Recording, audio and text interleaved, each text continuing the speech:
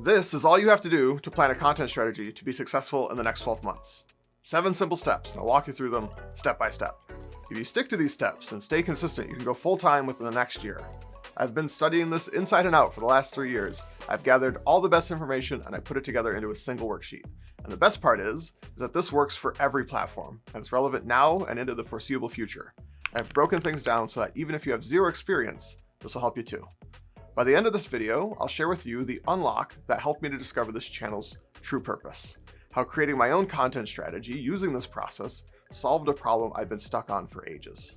Once you learn this, you might wonder how you ever managed without it. You'll go, oh yeah, duh, that makes sense.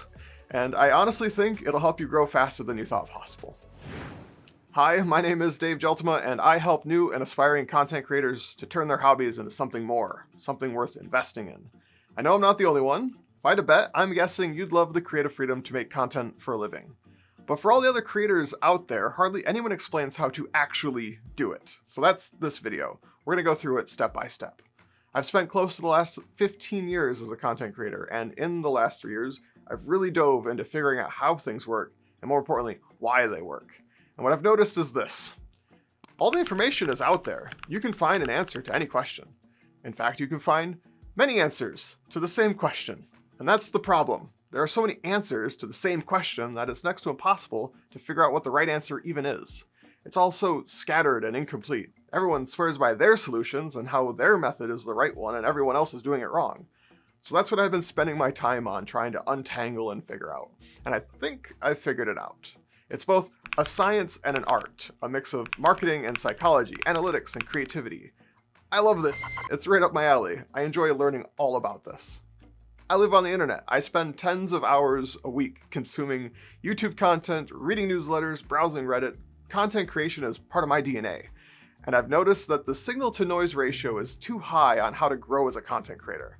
So I'm going to do all the hard work for you and parse through all the bullshit and then put it together into the best and easiest way to learn I possibly can. So why the heck is this so important? The truth is, you can succeed as a content creator without a content strategy. Many people manage to do it by accident.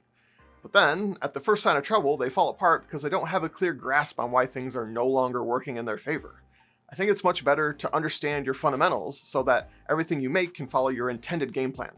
Making decisions, being intentional, these are the key ingredients to making platforms work for you instead of gambling to get any traction. Without a sound strategy, without understanding your goals or your methods, it's easy to lose focus and do things that aren't actually helping you. I like the term efficiently procrastinating. It's where you're being productive, but not really. You can spin your wheels chasing trends or sharing the wrong content with the wrong people, which can cause you to spend years doing things the hard way while you learn through trial and error for little gain. Instead, you could just plan your strategy and bypass all that nonsense. I think this is the secret sauce when it comes to success as a content creator. Everything stems from your strategy. You can make the best content in the world, but if you have no idea how to capture your successes, if you haven't considered what your strategy even is, then almost all of that potential and momentum is lost figuring it out along the way. It's all about connecting to the right audience in the right way. As I said, I've been making content online for years. I've tried many different things on and off, and all of them have failed for pretty much the same reason. I didn't have a clear strategy in place, just a general desire to do or try something that had potential. Mix that with my arch nemesis perfectionism, and it's led to a lot of dropped projects. But each of those failures got me closer to where I am today, and I want to share with you the things that I've learned the hard way so that you can skip all those years of frustration. My unique talents lie in overthinking things and planning them into oblivion, so I figure it's about time I leverage those skills to work for me instead of against me. And just real quick, as you can see by the length of this video, this is a bit of a time investment, but if you make it to the end, you'll be much better prepared as a creator. I truly think that this is one of the best things you can do for your growth. And after we run through the 7 steps together, I'll share with you how this process unlocked the problem I've been trying to solve for the last few years and transformed the way I see and make my content. So here is what I've come up with for creating a killer content strategy. It's a 7-step process. I spent years collecting all the different puzzle pieces, and this is the system that I came up with, and I turned into a worksheet for us to use. Feel free to grab it now and follow along, or you can save it for later. I thought that the best way to show you how to come up with your own answers would be to show you mine. I think it'll be fun for you to see the behind the scenes of a YouTube channel and understand what to expect out of my content so you can better understand how you might want to make your own. So this is my plan to go full-time within a year. No idea if that's reasonable, but I'm gonna give it a try and give it my best shot. I'll be documenting the process here on this YouTube channel, so subscribe and you won't miss out. Step 1. Our first step is to define our brand and position. But hold on, it might seem daunting to jump right into branding, but it's not. You'll see. Branding is just a label. We're talking about you and the content you want to make. Your brand standards are just the things that you stand for and the things that you won't stand for, but you can ignore the brand bit. So to fill out this section, all you need to do is think about what it is you stand for and what you hate in other content. If you have trouble with this, you can come back to it later. I know it can be difficult to think of things out the gate, and sometimes it helps to answer other questions first to get a sense of the bigger picture. But to make it super easy, I broke this down into 4 steps. We'll define your brand standards, your position, your core message, and your core values. Let me explain each one. Defining your brand standards can be difficult to figure out. All you need to do is pick some terms that represent what you stand for and what you hate. Let me share with you my own to give you an idea of what this looks like. For my content, I ended up with 4 things that I stand for and 2 that I really hate. And I think that's a good amount of each, but feel free to go above and beyond. The terms that I picked were boundless, which means to dream big, there's nothing we can't do. Tactical, which is about systems and to do things step by step. No nonsense, which is about staying focused on the things that actually matter so you can actually do the thing. And unapologetically me, which is a reminder to myself to be genuine and to try to embody a take it or leave it kind of energy. As for what you hate, I think it's a little easier to point out the things that you don't like. For me, I can't stand cookie cutter content, the type of stuff that shows up everywhere, the AI generated schlock that people try to pass off as worth your time. Fuck that nonsense. Or even worse, when it's boring. When it's a chore to get to the thing that I want to know so I can hurry up and leave and hope that this content creator never shows up as a potential solution for one of my questions ever again. Hopefully, you can think of a few things that bother you in content that you watch and add it here as the things that you'll never do yourself. The next part is your position. It's all about what makes your content unique. What is it you are about? How would you describe yourself or your content to others? I struggled with this, so I had ChatGPT help me out. I asked it to use my brand standards, and this is what it came up with. I am a content strategist who thrives on authenticity and practical empowerment. My approach is focused on goal discovery and tactical, no-nonsense systems that transform complex strategies into actionable steps. I create content that is unapologetically me, designed to offer supreme value and challenge limiting beliefs. Rejecting the mundane and cookie cutter, I strive to deliver content that not only informs, but significantly empowers and transforms my audience. And wow, that is a grand statement. Yours does not need to be that intense. After that, we dive into your core message. This one took me a while to pin down, several months. Maybe it'll be easier for you, but don't be surprised if you need to come back to this one later. What is the central message you want to convey? What are you trying to prove? If you could speak to the whole world at once, what would you say? Why would anyone watch you instead of someone else? What is your main message? I landed on the idea that if someone else can do it, why can't we? I see so many examples of other creators succeeding and transforming their life. I bet we could figure it out too. As a second part to this, I added, you really can change your life. Just watch. This is a reminder to myself that limiting beliefs can piss off. And the last step to part 1 is identifying your core values. These are the things that drive your content. If you need help, you can always pull up a list of values and see which ones resonate with you the most. For my content, I came up with supreme value, authenticity, empowerment, practicality. I'm not sure if those are actually values. I think they are, but whatever. It makes sense to me. On to step 2, which is where we identify our niche. And if you're like me, hearing that word is like a lesser version of PTSD. My brain can't help but shut down just thinking about it. I think that I've broken this down into manageable parts so that you can identify your niche, but if you have a hard time with it, I recently made a video on how to figure this out from another angle. Building an audience avatar is a way to trick your brain into finding your niche. I'll link it in the description if you want to check it out later. Define your niche. All you have to do is list your interests or strengths, your unfair advantages, your target market, your edge or distinction, and your value proposition. And that sounds like a lot, but again, I broke it down into manageable parts. First, your list of interests, which shouldn't be too hard. Just brain dump anything that comes to mind. Anything and everything, big and small. Once you're done, then you can go back and remove the things that you don't want to make content about, or just leave it. That's fine too. I just listed all the things I care about.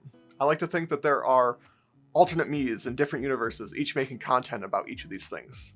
Sometimes I daydream and play out the what ifs in my head about the different things I might have chosen. I hope that I can gain the freedom to explore some of these in the future.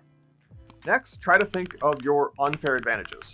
This is a concept from a popular self-help book, and it's all about leveraging the things that only you are in a unique position to capitalize on, the things that make you unique.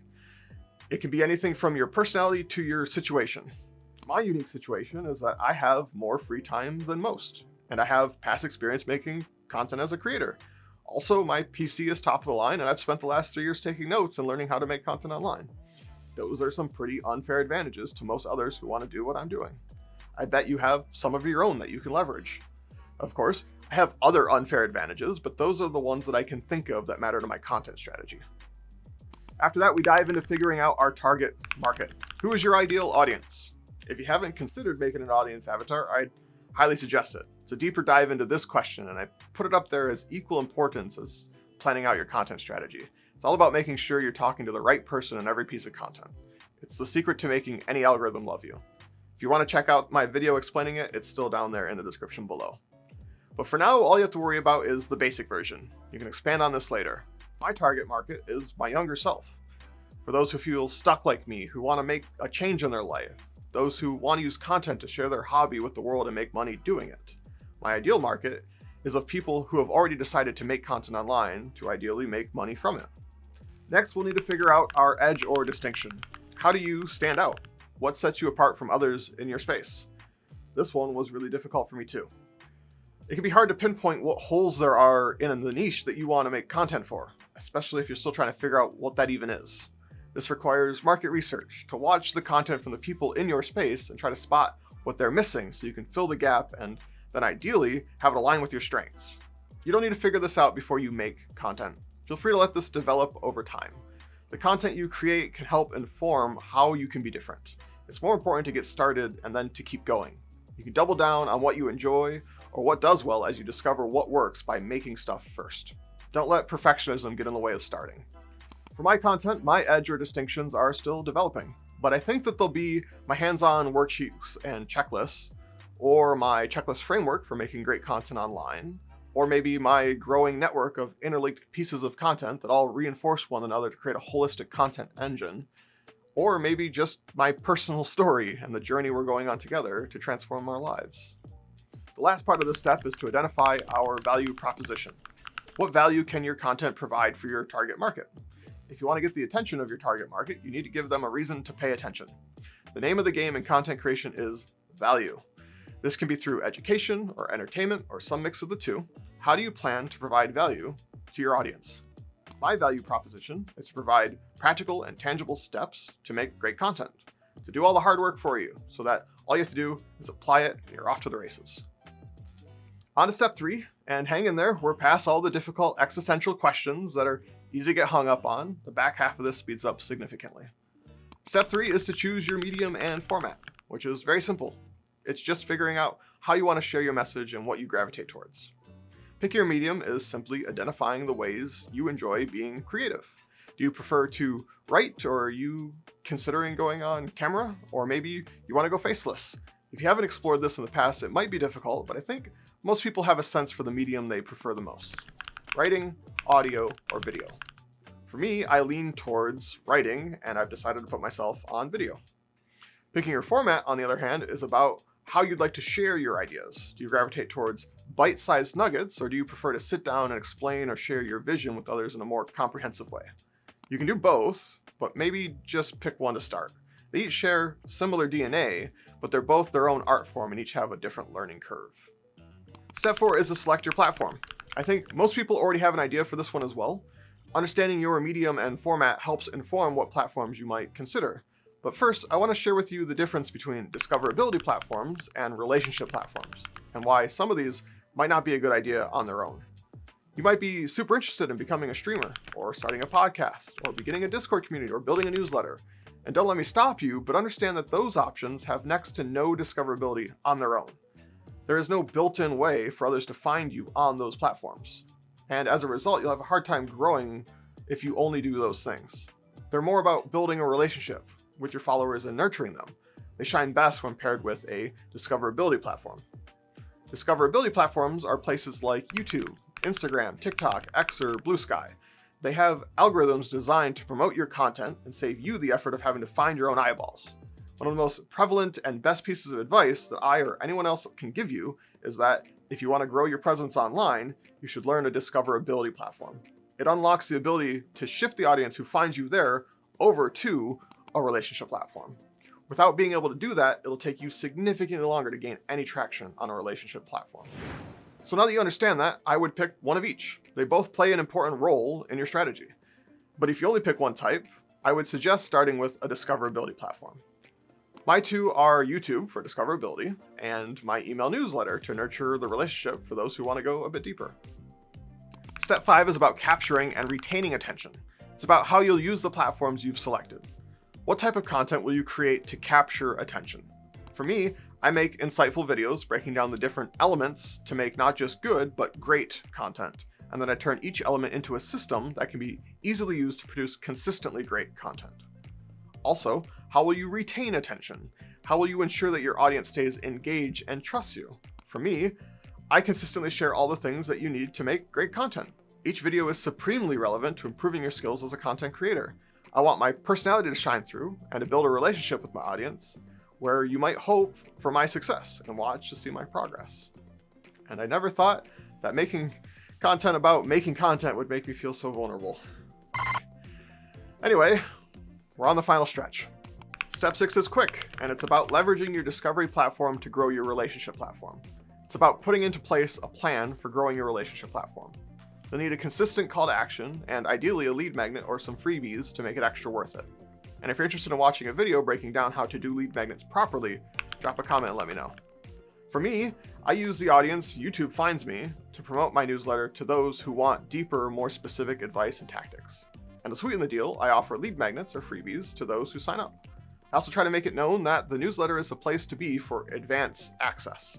It's where I test video ideas, offer exclusive opportunities to try things first, and eventually offer early deals. It's the place to be for stuff beyond the surface level of content creation. And yeah, that kind of felt like an ad, sorry about that, but that's my content strategy for my newsletter if you were curious. Step 7 is about goal setting and progress monitoring. Go through this and try to set some goals, but be realistic as you can. You don't do yourself any favors by trying to plan for the best case scenario. Life happens. There will be days when you're not feeling up to it. There'll be times when you put something off to go out with friends. You'll forget about a holiday or a birthday party, or maybe you'll get called into work. Something else will happen. Do your best to leave room for those moments. What are your short-term goals? What would you like to have achieved in 3 to 6 months? What are your long-term goals? Where would you like to be in a year, in 3 years, in 5 years?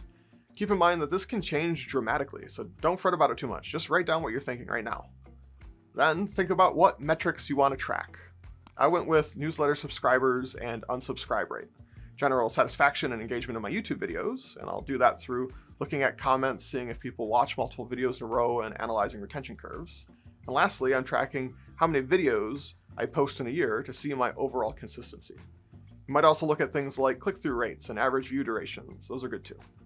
Lastly, make a plan to review and adjust your content. I intend to make adjustments every 3 months or so. That way I can see big enough trends to change, and also hope to redo this entire content strategy yearly so I can refocus and stay up to date based on the things that I went through in the last year. Okay, that took a moment to walk through.